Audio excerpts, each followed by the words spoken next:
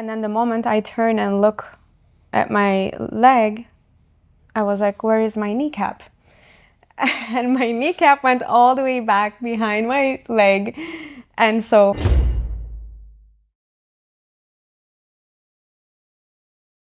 hi, Didi. Thank you for being here today and sharing your incredible journey. Your story is one of resilience, transformation, and healing, and I know our listeners will take so much away from it.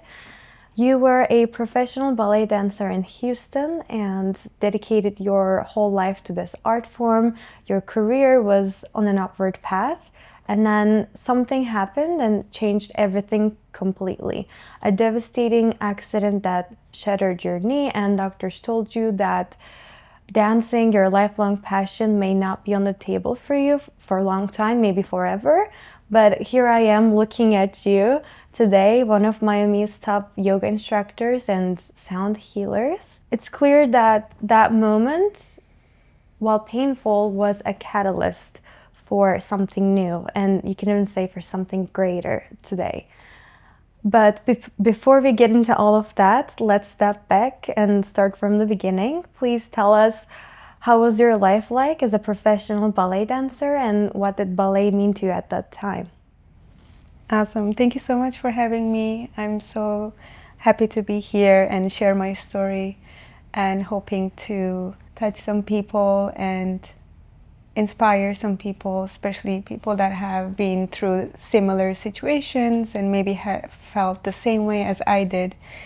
So I'm happy to share it. And starting back then, my dancing journey started when I was 9, back in Istanbul. Back then I did it just for fun. You know, I would go once a week to this private school and would meet so many nice friends and just spend my whole weekend there. And it was like a nice getaway for me, you know. It even felt like a moving meditation back then too.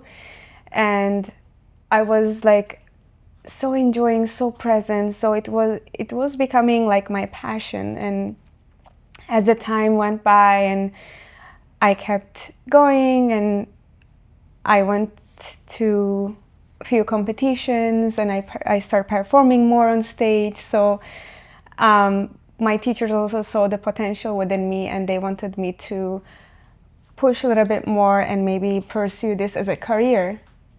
And back then I was still very young, so I didn't know how serious it would be. And I was like, okay, right now I really love this, so I'm gonna keep going. And at age 14, I auditioned to go to a school in Germany, which is one of the best schools, they say, for art and ballet. And thankfully I got accepted, and I moved to Germany at age 14 by myself. I was super excited, and now that I'm looking back, I was like a little kid. I don't know how I did it, but I'm so happy that I did. It was becoming more serious and more intense, I would say. Ballet requires so much discipline and lots of sacrifices too. Even at an early age, I had to diet all the time. I had to watch what I was eating constantly. I had so many limitations. I had no days off, no vacations, so it was very strict. But I still liked it, and I loved movement, so I kept going. And my main goal was to become this professional ballerina and dance on the stage. I think so many, you know, little girls have the same dream. And towards the end of my school journey there in Germany, the accident happened right before I became the professional ballerina that I was dreaming of, you know. So tell us more about that. Tell us, what was your relationship with ballet at that time and the day of the accident? Today I'm 30 years old, and I danced more than 15 years. So I can tell you almost half of my life I dedicated to ballet and arts. So it was a big part of me, and it felt like it was my whole world, you know. When the accident happened, the day of the accident, we were actually rehearsing for a specific role. And when it was my turn, I was in such a, you know, great mood that day, and I was so excited. And we were doing like some sort of jumps, and I was about to land, and the floor was very sticky that day. So when I land, I twisted my knee completely and I fell on the floor, and it sounded like the whole building was just, coming down. That sounds so horrible. That sounds so bad. It was very dramatic back then. But I didn't feel anything, and I was shocked, and I didn't know what was going on. I'm still on the floor, my friends come, and I still don't feel anything. And then I see the reactions in the faces of people around me, and I'm like, what's going on? And then the moment I turn and look at my leg, I was like, where is my kneecap? And my kneecap went all the way back behind my leg. And so obviously I couldn't move. So I was on the floor for a couple of hours waiting for, the doctors to come. And even in that moment, I didn't really feel the pain because I was in this mindset of like, what's happening? I was like super shocked.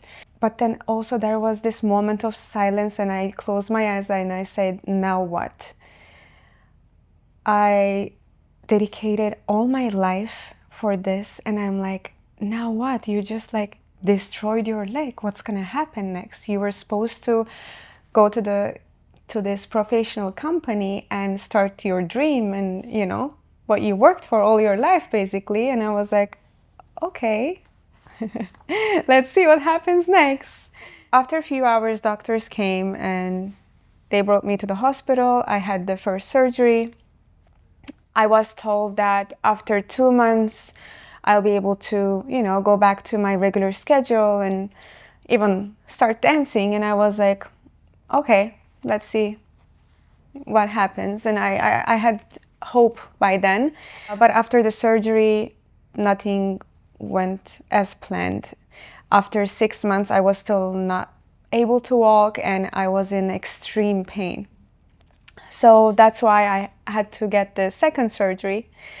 But it was already a long time without dancing and without my routine. So I was like getting into this mindset of like, I don't know, very hopeless and very frustrated. I was very confused. I didn't know what to do with my life anymore. And I don't know what would be the next step.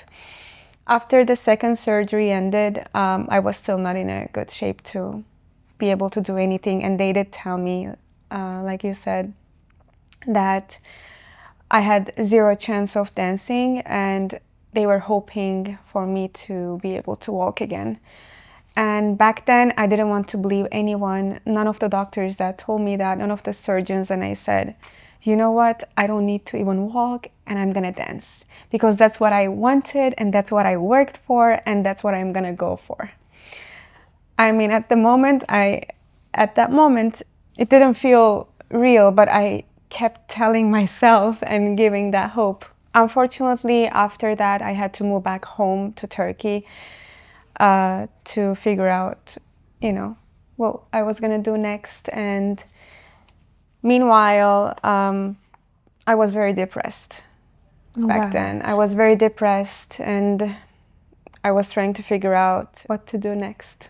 I can only imagine how devastating that time frame must have been for you, especially being in such a competitive field like ballet, dance, and actually I believe in any form of art, because even if you can't practice a few days, it sets you back so much. So during that time frame, did you feel like you lost your sense of identity? And if so, how did you cope with that?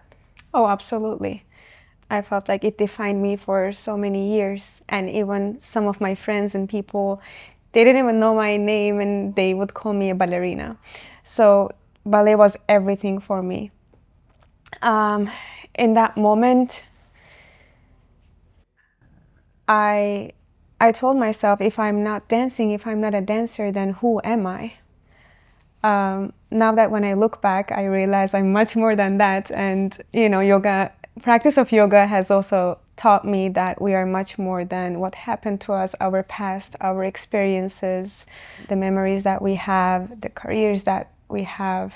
Then I believe this is where the story gets interesting. You get a phone call from from a friend, and what happens next? It's one of my favorite part of the story also, and it felt like a movie back then, you know. It was very unexpected. I was, like I said, in depression, moved back home, trying to figure out what to do with my life, still doing rehab for my knee, and not in a good headspace at all. My best friend from Mexico called me. She used to be a dancer as well, and she was also going through some injuries, and she invited me to go visit her to Mexico just to clear our mind and to have like a little vacation together. And she said, maybe even I can help you to figure things out. And I was like, okay, sure, I'm coming. So I went to Mexico. I was supposed to stay 2 weeks. I stayed for 2 months because I had so much time. And I believe that everything happens for a reason. And now I'm going to tell the reason why I think I went there that time. It was because unexpectedly and spontaneously I met this Cuban trainer that is specialized in like working with dancers. And after talking to 10 doctors and hearing from them that I will never be able to walk or dance, this guy looked at me and said, you know what, I can actually help you to go back to dance. And he said he lives in Miami. I could go and, you know, do a rehab with him. And not even thinking a second, I called my parents immediately and I said, you know what, I'm moving to Miami and I will be dancing soon. And they were very happy and excited also. So you moved to Miami and you start training with this trainer. And tell us more about how that recovery phase was like and what did you learn about mind and body connection? We were doing a lot of physical activities together. It was up to 8-9 hours a day, just training physically at the gym. But at the same time, he did so many other modalities that helped me also with both my physical health and mental health. One of them was acupuncture, the other one was aromatherapy. He did use some sound healing on me, which back then I had no idea what that was. And he would put some machines on me to balance the energy. And I was so confused, you know, I was like, everything was very new for me and I was super open to it. And at the end of the sessions, I would feel amazing. And he would tell me that big part of my recovery would be also shifting and changing my mindset, my thoughts, and overall trusting my body, my power, and myself more.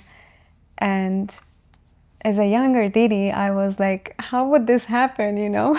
But then it was working, you know, day by day, I was feeling better. I go back to walking and running and doing my daily activities. And I was like, okay, what he offers and does is really working. And I was like amazed by it. And then towards the end of the story, I went back on stage. After months of training and your resilience, you miraculously got back on stage and you started dancing again. So how was that moment for you? It was very empowering for me because my recovery journey took about 2 years, and I did really want to pursue that dream and really try again and not give up in that moment, to not have these questions or assumptions in my mind of like, what if? So after the long rehab, I went back on stage better than I have imagined and thought. I was in perfect shape, and dancing in so many roles, and one of my favorite was Nutcracker, and I was like, yes. I love that, by the way. Yes, I do too. So I did dance a lot, and I was in a great position, and all my teachers and directors, they were like, okay, Didi, now you're ready to really level up and work in a bigger companies and bigger roles and bigger everything. And I was like, guys, you know what? I don't think I want this anymore. And why was that? After achieving and getting where I want to get, I have realized in that moment that that lifestyle was not the exact lifestyle that I wanted to live and have for myself. I wanted more flexibility and more freedom. And I have always loved movement, and my passion for movement is, still grows every day, but it was more about the lifestyle, and I knew that I needed more peace and calm in my life. So how was that lifestyle? Was it stressful, and what made you realize that's not what you want anymore? I felt like I was very limited. It was just so many hours of, training and sacrifice. I didn't have any days off or even weekends. I was always training. I missed out on so many special events, even some birthdays, family gatherings, and, things that you want to be a part of. And then I decided, I think this is not for me anymore, and I want more peace, and I want to be, more free and happier. I love that. Thank you. So, as most of yogis say, yoga found me. I love this because it reminds me of this Rumi quote, which I think your story embodies it, and it goes like, try not to resist the changes that come your way. Instead, let life live through you, and do not worry that your life is turning upside down. How do you know that the side you are used to is better than the other one to come? I love this, and I think this really resonates with your story, because sometimes we make a goal for ourselves, and we have an ambition that we really think that is the best for us, and we cling to it very strongly, that it becomes part of our identity, making it feel like walking away from it is a failure. But I think knowing when to walk away from something that doesn't serve you is as important as the goal and ambition itself. So tell us, how did you finally get yourself to actually quit ballet, take action for it, and find yoga and start a new chapter in your life? Thanks for sharing. That's a beautiful quote. And I think to sum up, practice of yoga and all my experiences have taught and showed me again to enjoy the process more and trust my journey even more, instead of resisting and trying to focus on one specific end goal and even make that as, everything about us. Towards the end of my career, I started practicing yoga, and mostly I was more interested in the slower classes like restorative, or I would go take meditation classes. And I always felt so centered and in a sense of peace, and the community that I was surrounded by was also very supported and loving. And when I saw that, I was like, wow, there's so much more out there. The life is not just about dance and ballet. So I started to dive deeper into the practices. I started taking more classes, and funny story, I would look all these yogis, and they all looked careless, and they all look free, and they travel a lot, and they do yoga all day. And I was like, wow, I want this lifestyle for me. Sounds like a dream, honestly. Yes, and I'm actually living that dream right now, and I'm very grateful. So I think that sense of peace pulled me towards the practice of yoga. And there is also sound healing, which is an ancient wellness practice that is now gaining scientific recognition. It can really help with tackling everyday stress and managing it, but it's more than that. I've actually done research on it for a new segment about how they use sound healing to heal sexual abuse victims. Having said that, it's a tool available in our daily lives that we can incorporate into our lives without being in a state where we're suffering some sort of profound trauma. And I would love for you to tell us more about sound healing and how it works. It's a very powerful practice, and the vibration of the sound helps the physical body, the energetic body to balance. And you can actually go really deep into the practice and in a meditative state, just with your own presence, own breath, and the vibration of the sound. So it's a beautiful tool to heal from, like you said, so many traumas and even stress and fatigue. I love that sound healing is finally being fully understood to its full potential. What are some transformations that you witnessed or experienced yourself through practicing yoga or sound healing? It has personally helped me a lot with my own anxiety. And when I work with my clients, I can also see the shift even and after 1 hour of sound healing, whether it's something related to daily stress or it's some deeper trauma that they have been holding on to for years. It's a very profound practice that can be very simple and powerful for everyone that is actually looking for some relaxation and calmness and clarity and peace. Everyone's experience is slightly different, also depending on where they are at in their journey. Can you tell us more about the meditative properties of yoga as well, and how can people incorporate it into their busy daily lives, and how it can help them, even if they have 5 or 10 or 15 minutes even if they don't have the time to do a full yoga flow, how can they incorporate it to their daily lives? Yeah, of course. So there are so many aspects of the practice of yoga, and one part, the well-known, the most popular part, is the physical practice, which we always see on online and everywhere.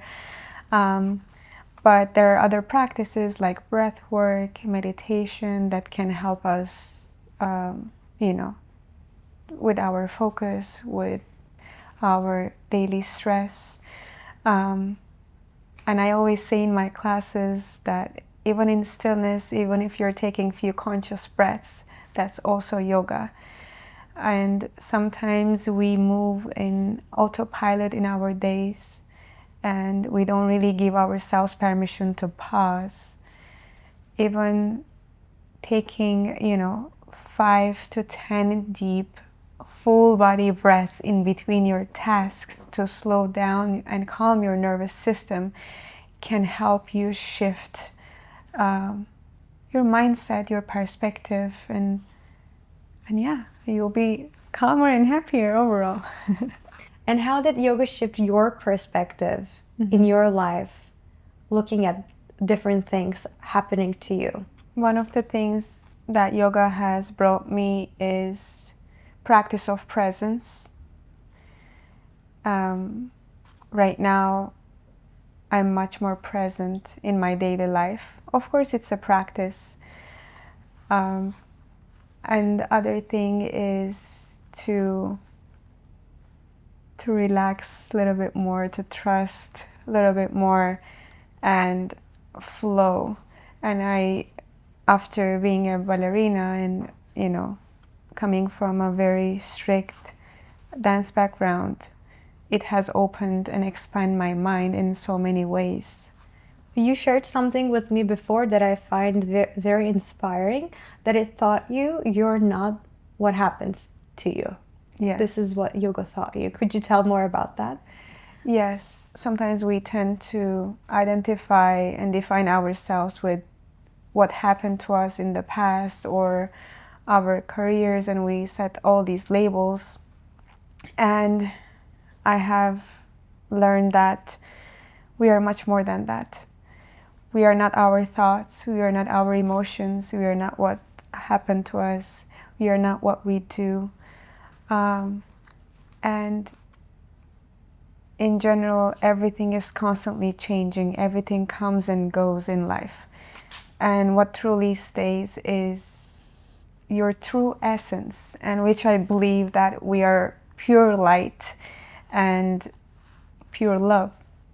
So rather than, defining ourselves with so many different things, I think in our core we are all the same and we are so connected.